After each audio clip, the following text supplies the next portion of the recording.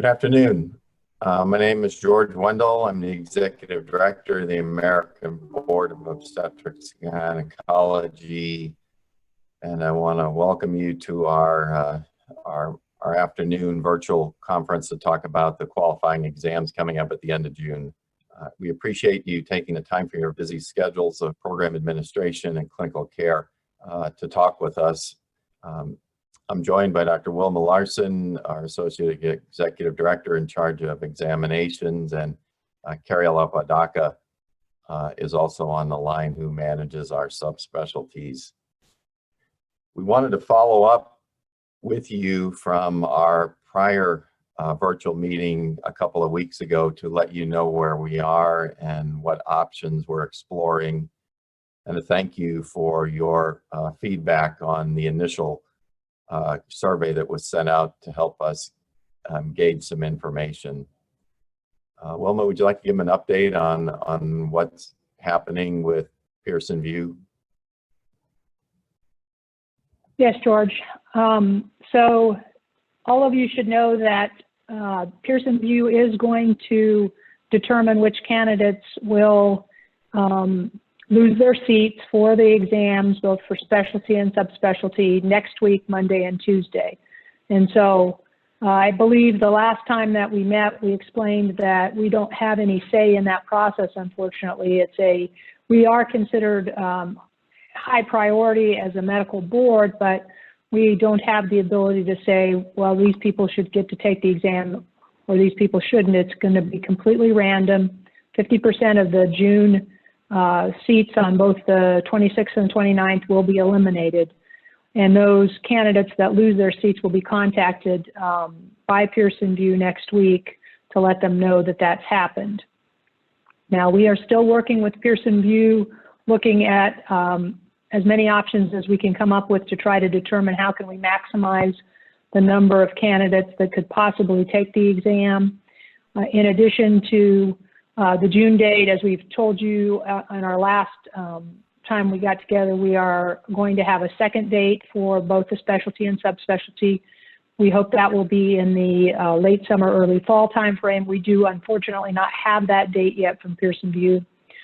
We also are looking at potentially opening up what are called authorized Pearson centers. So right now, when you take your qualifying exam, you take that at a Pearson-owned center. Pearson also has authorized centers that they have contracts with that do administer exams, but we have not used those in the past, but we're looking at whether or not we can use those centers and if that would increase the number of candidates that could take the exam both in June and later in the year on the alternate date. And then, as you know, hopefully, because we send out the survey, we're also looking at the possibility of doing client proctored exams, which would be where someone from your institution proctors your candidates for the specialty or subspecialty qualifying exam in June, being administered at your institution. So we're looking at all of these potential options to try to maximize the number of people that will be able to take the exam. Really, our hope is that anyone that wants to take the exam in 2020 will be able to do so. Thanks. So I'm going to go through some of those points in a sort of stepwise fashion, and hope that you can help us work through this and devise some solutions. The first thing that's most concerning is that Pearson Vue will be contacting those whose exams are canceled next Monday and Tuesday. It's very important that your residents and candidates for the exam know to look in their email to see if they got a communication or not. It's our understanding they will not be contacting people if their scheduled exam is not canceled. We continue to work with them, and we will have communication to all the candidates to hopefully clarify some of this information for them. We don't want widespread panic and pandemonium to occur on Monday and Tuesday next week, but I'm going to presume if I get a letter that my exam's canceled, it's going to be a very stressful situation for me because I've been studying for that. I may have been planning for that, and I just got that opportunity taken away from me. We will have extra support staff ready to field questions. We are working internally to have information out for candidates who are canceled, to let them know what their options are and how to move forward if they want to take the exam this year in June, or if they want to take it at the alternate date in the fall when we know that date, or whether they would like to take it in 2021. And then if it's an option to take it in a client proctored setting, how that would work out. All of these things are in process right now, but we want to be really transparent that this is coming so you can begin to talk to your candidates or our candidates and your residents to make sure they look at their email and make sure that they check and see that they haven't had their exam canceled. We're very concerned about Pearson Vue running at 50% capacity for the June dates, as well as they're going to be running at 50% capacity for the rest of the calendar year, which means that even the alternate date in the fall may be a challenge for some people to meet. And so we're very interested in your thoughts on our possibly delivering the exams in your facilities. And to that extent, Dr. Larson sent out a survey to ask you if you could proctor our examination in a very similar fashion to how you proctor the ob-gyn training exam each year. It's my understanding that some of the attachments were really an internal attachment at our institution, so there should be another link that will take you to the documents that tell you about what our current status is and our interest in finding out if you might be able to be a remote site proctor for a group of your residents and candidates. So we have some questions that have come in, and we'll start to go through some of those. If you have other questions, I can see people are starting to put them in chat. So we'll go through those. The first question is, why is there little or no mention of the combination of residency and fellowship testing within the same program? The reason for that is that contracts with test delivery companies are called events. And our event is one day for the ob-gyn exam, and our event is another day for the certification exams. This separation was done based on old schedules that were compromised if all residents, all senior residents and fellows were absent from a clinical site to take an exam on the same day. And those dates were set up otherwise. We have contracts with these companies, and there's no way to change those contracts at this point. They've scheduled based on those, and we can't change those. It may be something that we can change in the future, but for the present time, for capacity reasons, there's no way we can change that. Wilma, anything to add? No, George, I think that covers it. There's another question. I'll let you field this one. Please address the firewall issue mentioned in the Pearson Vue requirements, since all our institutions have firewalls of some sort. That's a great question, because indeed all organizations do have firewalls these days. The requirements for the organization are on the Pearson Vue website, and we sent out a link to that, but we'll also post a link to that because apparently some people couldn't open that in the document that went out today. That allows you to look at what the requirements for your organization are. That is why on the survey we said IT would need to be involved, because IT will need to be involved to discuss the issue of the firewall and how you administer the exam at your organization. It is slightly hopeful that all of you are administering the pre-ob exam with whatever firewall you have in place, because it's a similar process for most exam administration. That doesn't mean, however, that every organization or every institution would be able to administer the exam locally. And so that's part of why we're reaching out to try to get as much information as possible to determine who can administer it and what issues they're going to run into. So we will post the link to the Pearson Vue website where you can go and look at those specific requirements. Since apparently, like I said, some of you couldn't open that earlier today. Our hope is that having IT available means by phone and not necessarily on site when you're administering the exam.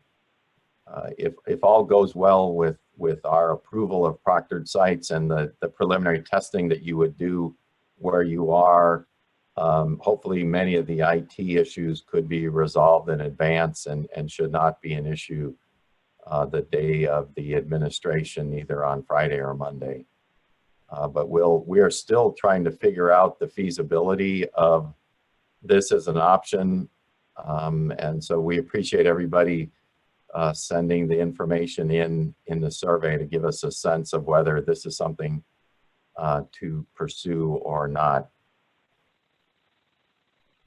There's another question here was submitted. Our IT department can likely accommodate our residents taking an exam at our institution. However, there's a significant charge for downloading the software and using our computer lab. Who is responsible for these costs given the fees the candidates have already paid to ABOG for this exam? Wilma, do you want to address that? That's a really difficult question. We're actually hoping that most of the exams could be given on individual laptops, either Mac or PC, so that the computer centers wouldn't have to be used. However, if there is a cost associated with having the IT people help with the downloading of software and those issues, we're going to examine that cost and try to determine what we as ABOG can do as far as that's concerned, and the feasibility of administering this as a client proctor exam, depending on the total cost. We're not interested in having the candidates pay more than they've already paid for the examination. We just want to try to maximize the opportunities that they have in order to take the exam. Yeah, I would think the cost of using the testing center, we hope, would not be passed on to the candidate. That would be a departmental charge that could be submitted to us for reimbursement. We would not hopefully set up a system where a candidate would have to pay extra fees to take the exam in a hospital or institutional testing center. So if you have that kind of cost information and could let us know, that would be important in our approval process as a site, so that we can figure out if it's feasible to offer the exams in your setting. There are several questions on the Q&A. I guess we can start on those. Sure. So real quick, if I could just say, in your Q&A, if you open up for participants, I believe if you open up your Q&A, you should see an answered option. In that is the link that we've referenced as far as where you can access that document that was sent out that people were unable to open. We will also attach it as a document and as a link when we distribute the recordings from this webinar. So the first question we received is, if we admit candidates other than our own to our exam center, how do we verify their identity? That would be something that would be provided in the proctoring manual. It's more identity verification. It would require a certain number of ID things that you would review before you authorize them to log in and take the examination. Other than that, there would not be anything outside of that. I hope that answers the question. If it doesn't, please let us know. The next one is, how many candidates will lose their seats? That's a good question. We were just informed by Pearson Vue this morning in an email that approximately 770 candidates will receive an email on Monday or Tuesday notifying them that their exams will be canceled. that's roughly half of our candidates on those dates. I don't know, we don't know any more than that. We don't know how it's going to happen, as Dr. Larson said. As far as the decision, we have concerns that some people who may need accommodations may get those cancellations, and we're trying to figure out how one would reschedule and request accommodations in a new era where only 50% of the seats are available in a testing center.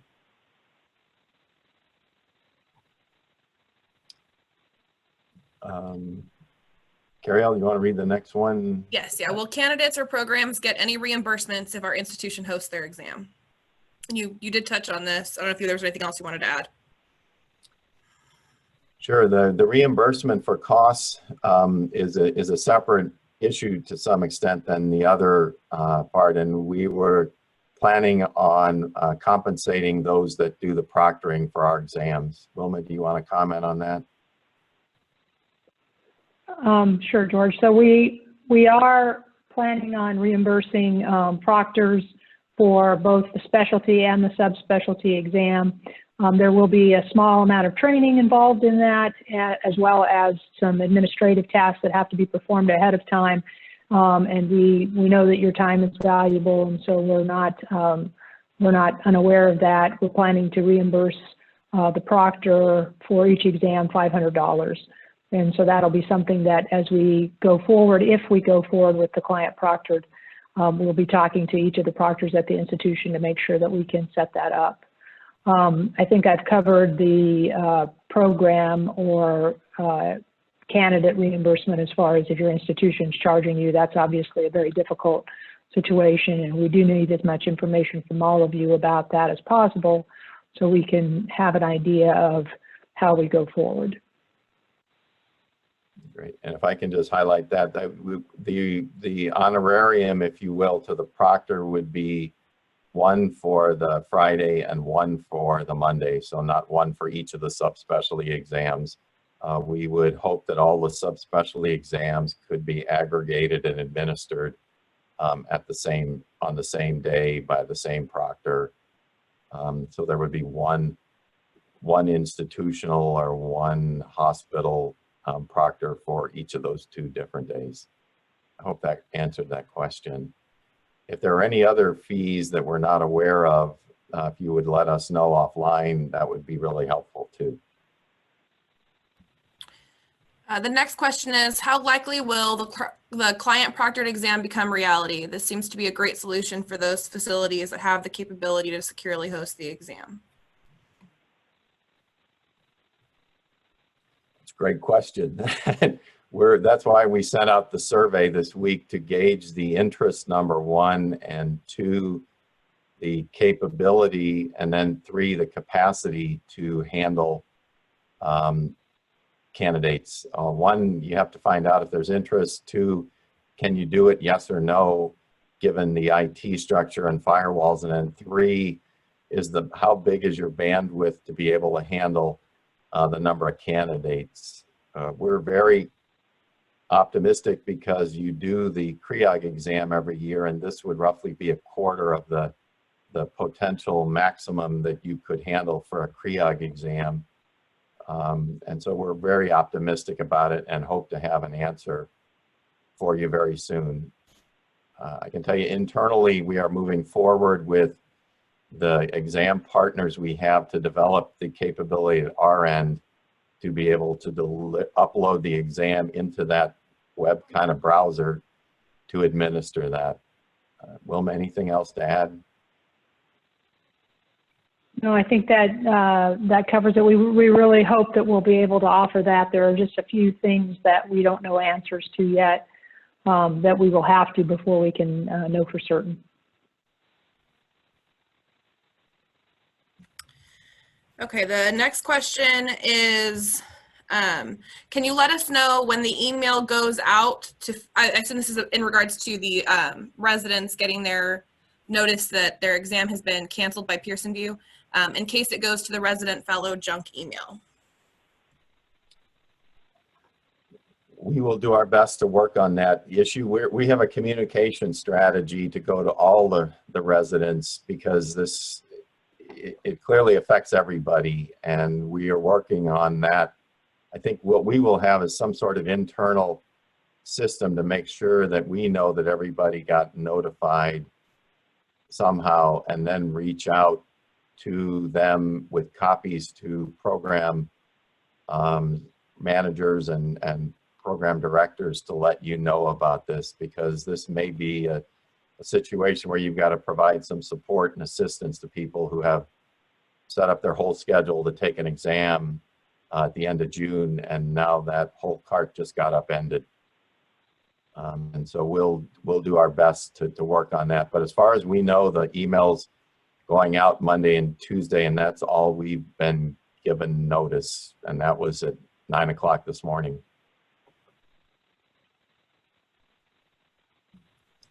Similar to that, we have had a couple of clarifying asks. So they want to confirm that that is May 18th and 19th, May 18th or 19th that they should hear.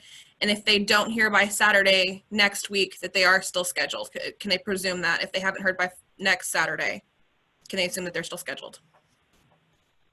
I think we'll have to work. That'll be part of our communication strategy, is how to reach out both to those whose exams are canceled as well as those whose exams aren't canceled.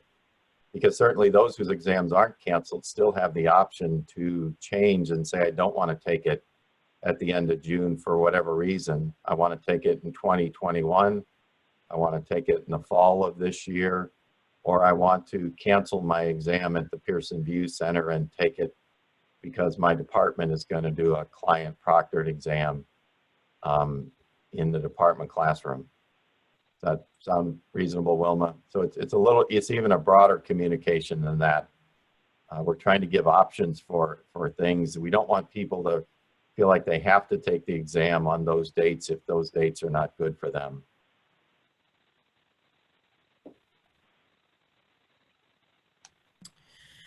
Next question is, will we have the running available times during the day? Example, if my test at 8 a.m. is canceled, will I be able to sign up for a 10 a.m. slot that may be open?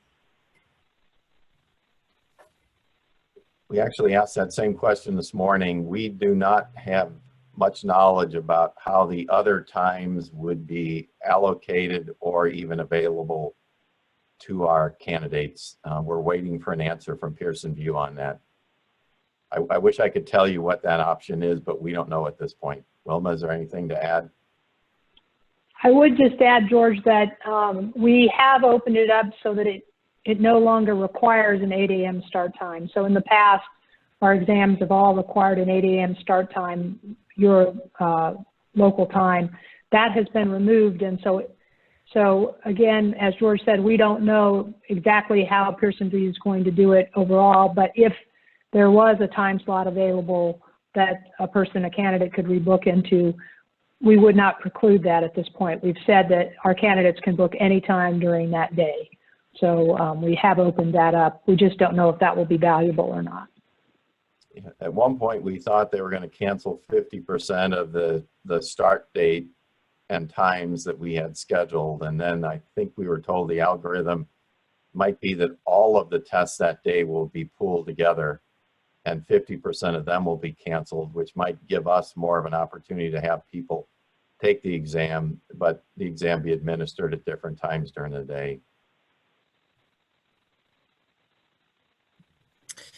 Similarly to that, if their exam is canceled, will they automatically be scheduled for the alternate date in the fall, or will they be given the choice to do the fall option or the following year option?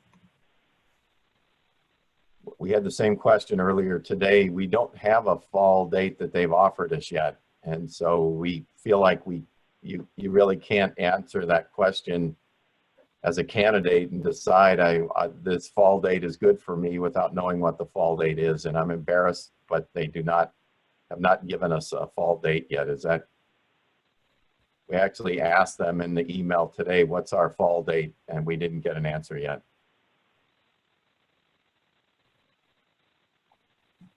The next question relates to the survey that went out. How can we answer the survey if computer labs are still closed?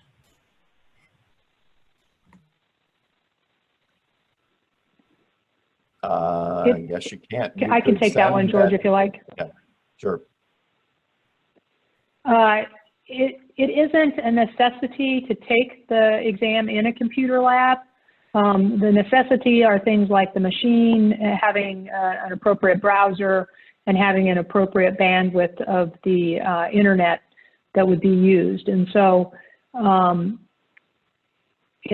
we're envisioning that there would be candidates that would be taking the exam in a conference room with appropriate social distancing and obviously appropriate distancing to prevent any kind of collusion, but not necessarily that everyone would take it in a computer lab. So please go ahead and answer the survey. You can, in the comment section for that question, say your computer lab is still closed, but we would be very interested in knowing if you have an alternate space where your candidates could take it on laptops.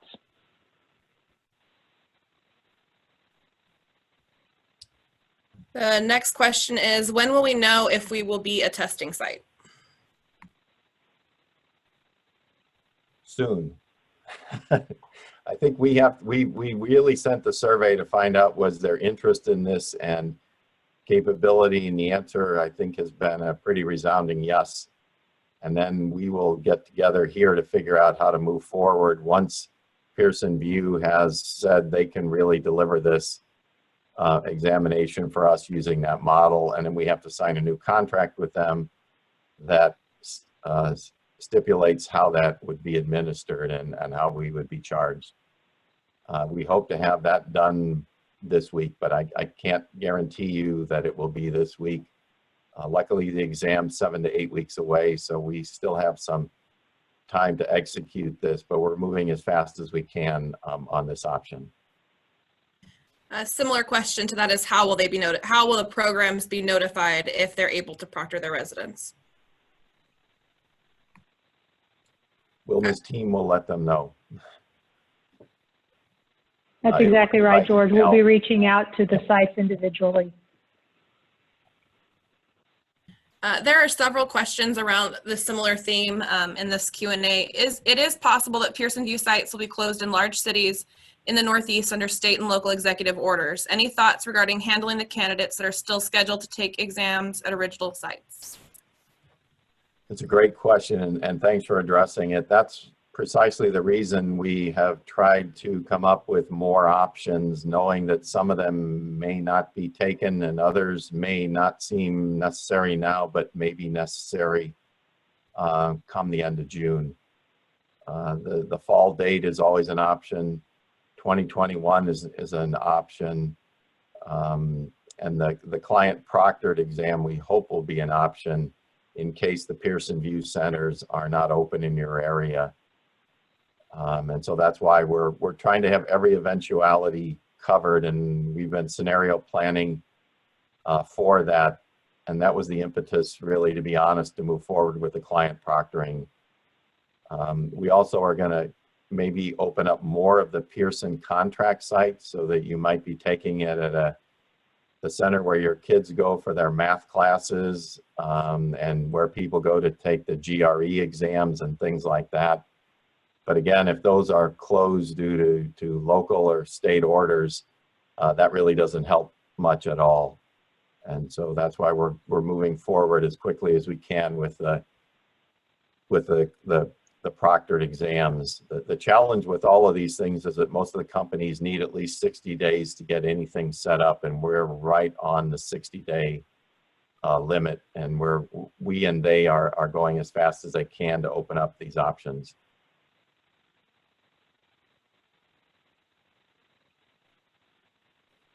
Okay, the next question is, I have a resident who won't be finishing training before September, so won't be able to take the exam in June. Would this person be able to take the exam in the fall? Great question. I can handle that if you want, George. We've made a lot of accommodations for the qualifying exam, but if somebody is finishing their residency after the 30th of September, they wouldn't qualify to take the exam in this testing cycle, and the second date would be included in this testing cycle. So if they're finishing before the 30th of September, in September, but before the 30th, then yes, they would.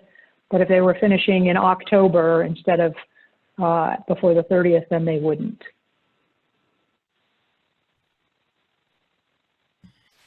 There are, again, several questions kind of like this one. I'm going to kind of combine them a little bit. So it's who would be responsible for administering the exam? Program director, program manager? Would this person have to be faculty?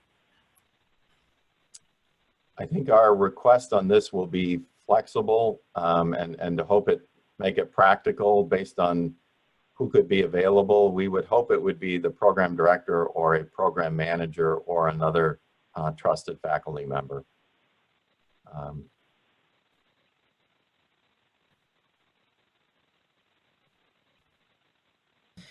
Next question is, prior to administering the CREOG in-service, our IT person works this through it with CREOG IT. Could we work this out ahead of time?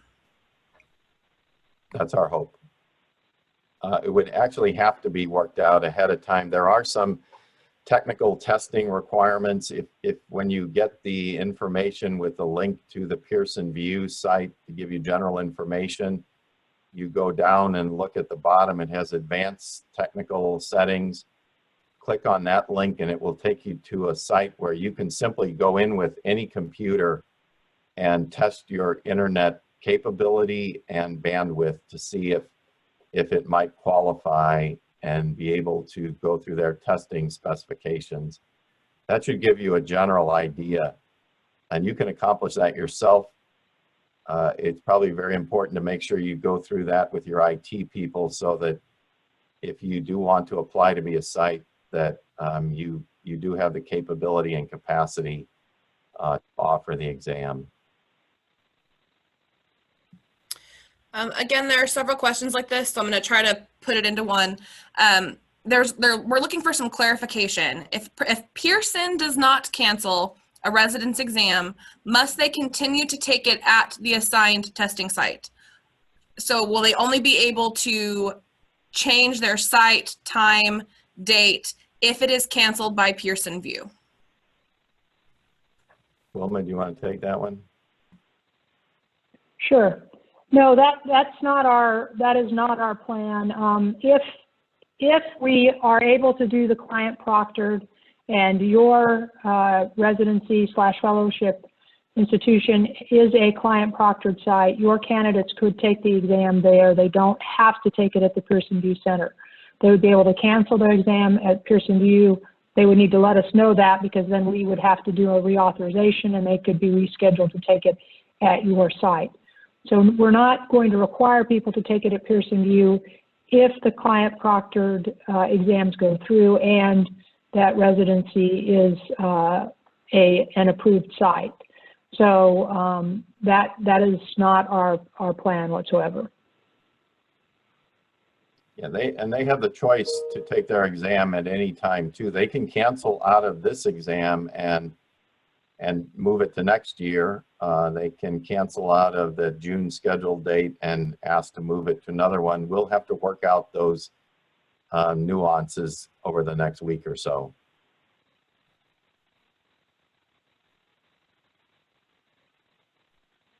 Next question is, if residents will be using their own computers, they will not be using the institutional secured system. How will that work? It's a good question. That's part of what I think we're asking you to work out, and within the context of whatever your institutional requirements are, decide whether you could administer this and where you could administer it. If your institution allows people to bring in their own computers and access Wi-Fi, and that could do that on their own computer and download the browser, which opens up the exam, that would be the easiest and ideal way to do it. It's not required that they use institutional secured workstations or computers from our perspective. Just to add to that, if you don't mind, George, the program that we would be using will actually lock down someone's laptop if they're going to take the exam. So the only thing they'll be able to do is take the exam at that time. They won't be able to go to the internet or go to any other programs or processes. So there is, that security is actually provided through the exam process. The next question is just a clarification question. As far as the emails that will be sent by Pearson Vue on May 18th and 19th, will only the candidates who are canceled get that email? From Pearson Vue, that's correct. Our understanding is Pearson Vue is just going to contact those whose exams are canceled. We will be contacting all the candidates with a broader communication about the exams and their options going forward. Will Pearson be refunding monies for test takers who do not take the exam at one of their centers? We're smiling because Pearson doesn't refund money. It would be the fees that they paid us to take the examination. So there are a host of options if you do want to cancel your exam or take it at one of the alternate options that we're going to offer. There will be no charges for cancellation in our system as we do in some of the other settings for cancellations. You could request a refund. You could also request that the money be applied to next year if you want to cancel and take the exam in 2021. I'm not sure if they're asking something different or that. Then Pearson will not be refunding any of our fees that we paid them for the scheduling of those examinations. That's the other reason we're smiling. There are a lot of fixed costs for these exams based on what you contract and schedule. And we're having to pay extra to set up these other options and are glad to do so.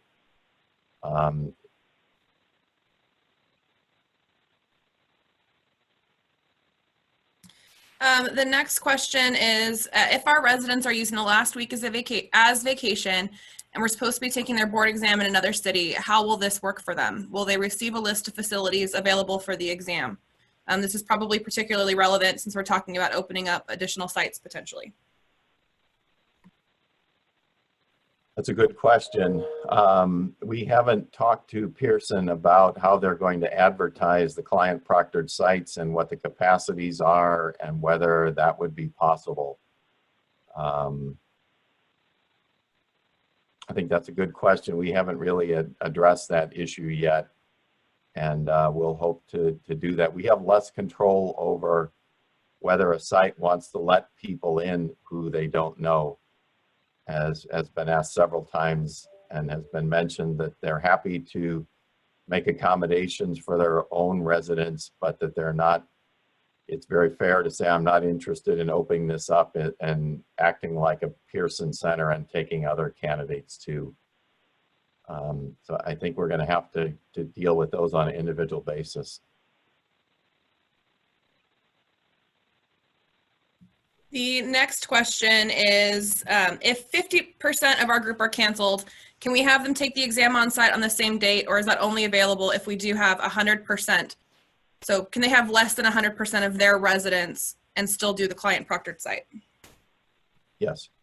You can mix it however, you can slice the cake however you like. They can, what option is chosen by graduates does not have any bearing on what you offer. If there's only one person that wants to take it in your center with you as the proctor, we're happy to set that up. We want to have flexibility and options that are best for the candidates, and we're willing to put resources and our commitment to make that happen as best we can if it's feasible and we can do it in your setting. I hope that answers that question.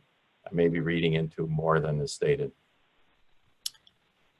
There are, again, several questions on this piece. How many hours on exam day would a client proctored site have to commit to being available? And how long is the exam? Wilma, do you want to answer that? Sure. The exam is 3 hours and 45 minutes. However, there is some setup time to get the exam up and running. And there's also consideration if you had residents that were going to take, if you were proctoring it on your site and there were residents that were taking it that had an accommodation, that's why those questions were on the survey, if you could accommodate either lactation or if you could accommodate double time. So we do have candidates that have extra time on the exam. We totally understand that may not be a possibility for all client proctored sites.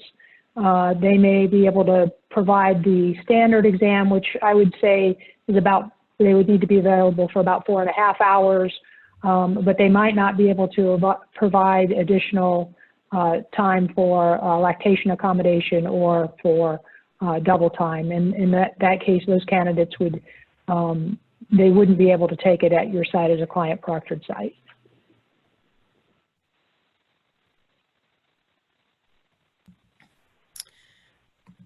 Can the client proctored exam start time be selected by the institution?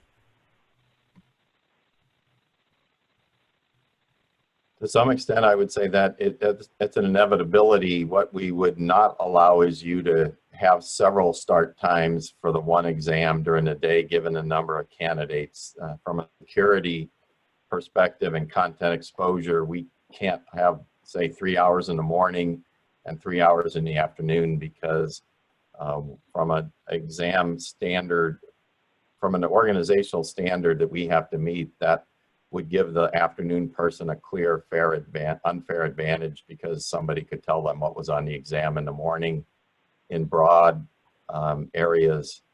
And so that's a security thing we could not do. So it'd probably be one start time on each day. Similar to that, there's a question on if they get to choose the date that they would offer the exam as a client proctored site. No, they'll be the same date as the Pearson Vue site, 26 and 29 at this point. At this point, we're not planning on offering the client proctored option for the fall date. It would just be, the fall date would just be Pearson Vue centers. But you don't have to commit to the Friday and the Monday. There are programs that don't have fellowships, so they may only be doing it on the one day. If you do have a fellowship, you can do it on that day. It's up to you what you want to do. It may be different groups of proctors too. Does a client proctored site have to commit to offering exams on both the residency and fellowship dates? And is there a minimum number of candidates they have to have on each date? No. But we can't give you an honorarium if nobody takes the exam. While this is a unique situation, having a date for the QE in the fall is something that has been mentioned previously. And I believe in this context, I mean previously as in prior to COVID. Is there any thought to looking at the success and pass rate scores of the June date and the fall date to determine if the date for the QE should be moved to the fall in the future? Well, we could have a whole conference on that. We were discussing moving the exam date and sent out a survey to all the program directors and chairmen and outside stakeholders, and we heard overwhelmingly not to change the exam date. So we did not move forward with an alternate qualifying exam scheduling date. We are always open to that opportunity. We'd be happy to re-begin that discussion with our program director and manager community at the CREOG meetings and through other avenues. To be frank, we were surprised that there was not more interest in moving it when we asked about it on our surveys. And it sounds like that's a broader discussion than we can do today, but we're happy to look into it. What is hard to do is offer any high stakes exam on different days. Because there's always the potential that performance may be different on different days, and that's why it's typically avoided.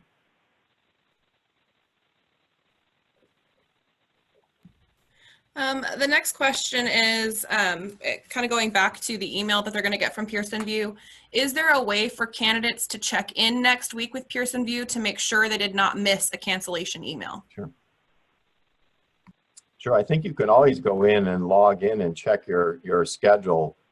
And that may be what comes out in our communication is the most important thing is not the email you get, but that you have verified that with what is your schedule with Pearson Vue to make sure that if you got an email, it's correct that you need to do something. And if you didn't get an email, that you still have your appointment, because the time may change.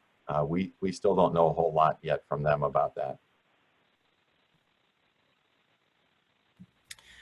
Will times be opened up to canceled folks if others reschedule?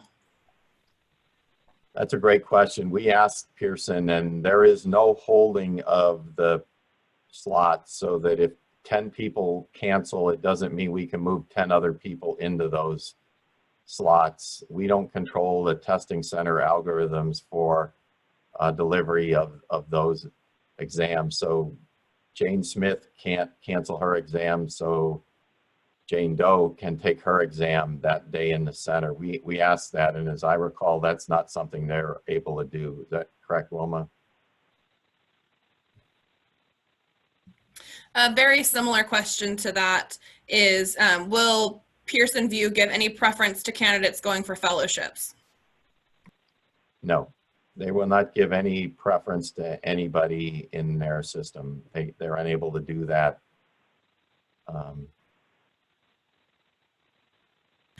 Were there any discussions of canceling exams for all candidates and just administrating the exam next year? It's a great question. There absolutely were, and that's why that's one of the options, that you can just take the exam next year. Having said that, there are a lot of people in situations that we've been contacted about that absolutely want to move forward this year, some right now and others as soon as possible.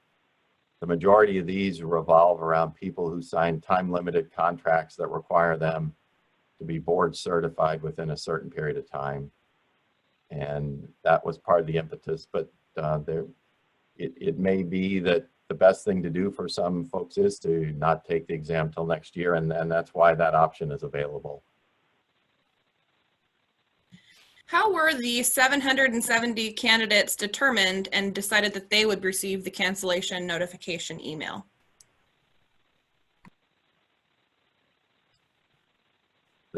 We were told that it's an internal decision by Pearson Vue, and they've got an internal algorithm that does that. Again, we're not sure it's half of our exam candidates for that day, or it's half the people that were taking the exams that day. I think they did it in the fairest way they could, which probably means that it was done randomly. The one thing we were told is that there were specific kinds of certifications that were higher priority, and medical board certifications were in essential trades and industries, and we were higher on the list of priorities to not be canceled. That's all I recall. Wilma, is that? That's correct. We do have priority over things that are not considered essential, but because Pearson Vue has to go down to 50% of all seats filled, we still are subject to that cancellation. And as Dr. Wendell said, it's an algorithm that Pearson Vue developed, and they are trying to be as fair as they can. I wouldn't say we're a small customer, but we're offering about 2,000 exams over 2 days.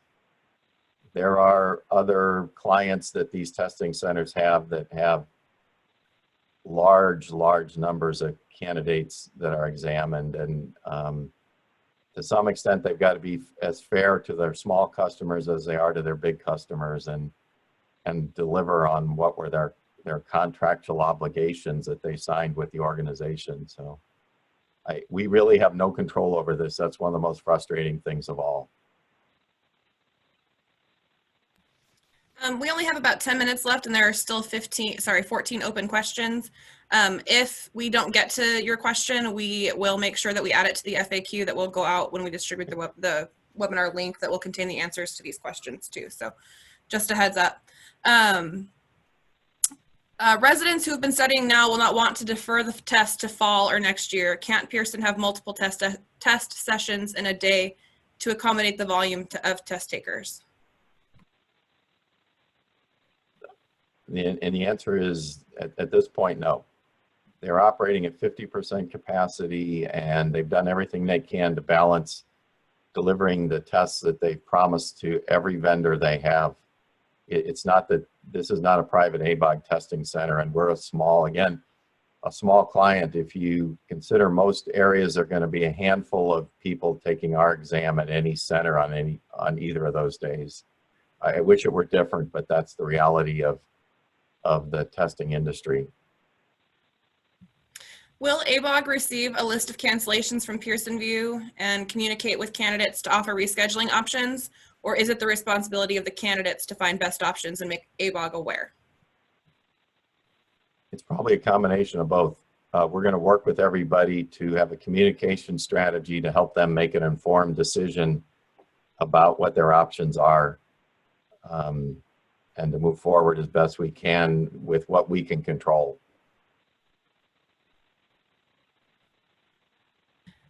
How many people are registered to take the exam versus the 770 people who will not be able to take the exam? Sure, Wilma, you have the scheduled list numbers? It's about, as Dr. Wendell said earlier, it's about 2,000 people total between the two days. We're not 100% certain if that 770 applies to the specialty exam and the subspecialty exam, or if it's only a portion of the specialty exam. So we have that question out to Pearson Vue. But it's about 2,000 people total across the 2 days. Does the proctor have to be a physician? No, I think we answered that one already.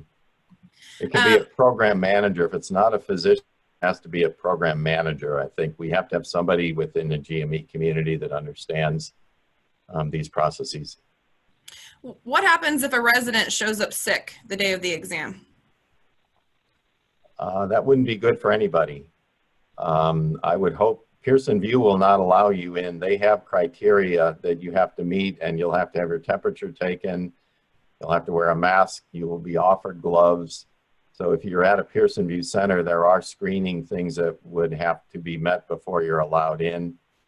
You also can't have had close contact with anybody with COVID-19 in the prior 2 weeks. And one of the exclusions, I think I would hope anywhere, is that nobody would try to come in if they feel sick or believe they're infectious in any way. Dr. Wendell, can you repeat how to check your the program's internet capacity to see if they're a candidate to administer the exam? Sure, there's a link in the email that was sent out on the third page that takes you to the Pearson Client Proctored System Requirements page. And then within that document is a link called Advanced Technical Specifications, and that will take you to the more detailed information so that you could test both your individual computer as well as your site. This question relates a lot to that. If the residents use their own laptop, will they receive the link ahead of time to test their laptop's capability? I guess mostly will that be distributed by ABOG directly to them, or should the program send that out? We'll work with the programs to make sure that they have all of the links and all of the information that they need. And that if client proctored becomes a reality, that's why it will be so important that we have the contact information of the proctor at each site so that we can make sure they have everything they need, so that on the morning of the exam, we can be as comfortable as possible that the exam is actually going to be able to go through. Could some of the exam funds be used to offset any IT charges? I know we discussed this briefly, but there is a question here again. Not sure these funds. I believe it's the exam funds. That would, I mean, all of our funds are going to be offset to help underwrite these IT charges. We have to figure out what the IT charges are and if they're reasonable given the fact that we're having such a limited number of people. We really don't know what individual institutions would charge. They're probably going to charge by the event, not by the number of people taking the exam. And that'll be one of the things we'll have to look at in your application to be a testing site. Has there been any thought about hosting a Zoom meeting for graduates to gain their feedback? Yes, and that's probably going to be planned. We're still trying to, we don't want to give them information that's uncertain. That's just going to make things worse. So we're trying to control what we can and know what we can know right now before we go to them. That's why we move this meeting in so quickly to find out, is it even feasible to have a department or a residency proctored exam? And so once we've decided that that's a possibility, then we can go to the residents. But yes, we have a communication strategy that will be out for the residents. And we've been working with the junior fellows in that regard and had preliminary conversations with them. If several sites are able to proctor the exam, why is Pearson canceling 50% of the residents? Shouldn't they wait until they know if the residents can take it elsewhere before making a final decision?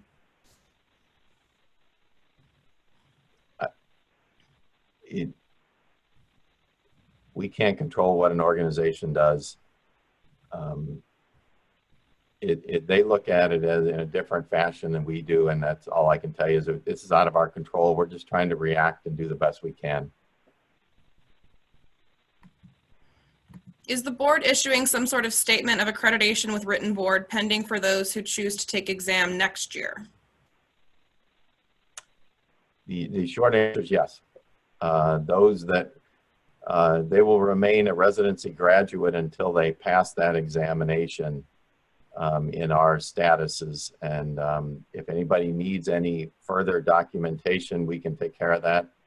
Anybody who extends their exam to next year and doesn't take it this year will get another year of eligibility for certification by us.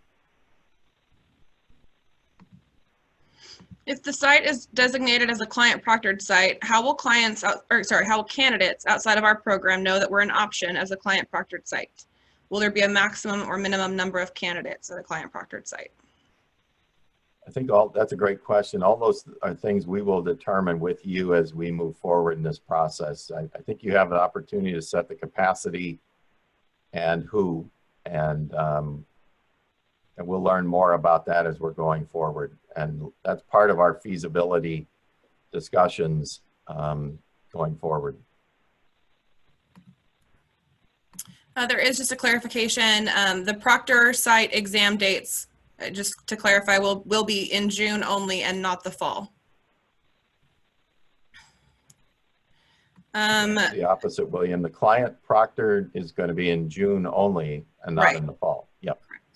Correct. Okay. There is a comment that program managers will most likely be giving these exams. The health risks to the program managers doesn't seem to be considered with these testing options. Well, that's a great question. And if we implied that, I apologize. That was one of the things Wilma said, that each institution is going to be in control of their own infection control guidelines. And that's the challenge of accepting people from the outside, is how would you and your institution set guidelines on who can come in and take the exam and who can't. And I would feel no obligation at all to take individuals from the outside that I don't know and I can't feel competent are following every guideline that I know my residents are living with. And I can't make that any more blunt. Our goal is not to expose anybody for any reason to a voluntary certification exam. And if you feel in any way that you would be, then I would say don't sign up as a proctor. And if your institution has standards that would not allow people to come in, then I think you're in a high enough risk setting where I wouldn't advise you to sign up either.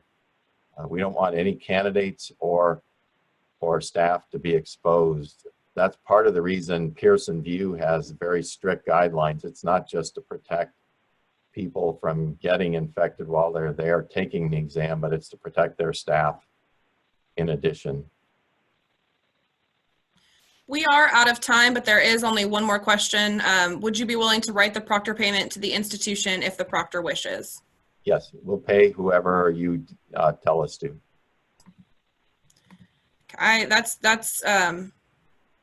We did get a request to send the links and documents being referenced again, and The answer is yes, they will be sent. We'll be sending out the links to this webinar recording. We recorded this webinar, and the documents will go out again with those links, so you have everything all in one place. Well, thank you very much for getting together on such short notice. We will continue to be as transparent as we can, and we appreciate your input. Every question you had has made us look at things carefully and perhaps even in a new light. So thank you very much. And please feel free to contact us offline at any time with any of your questions. Thanks.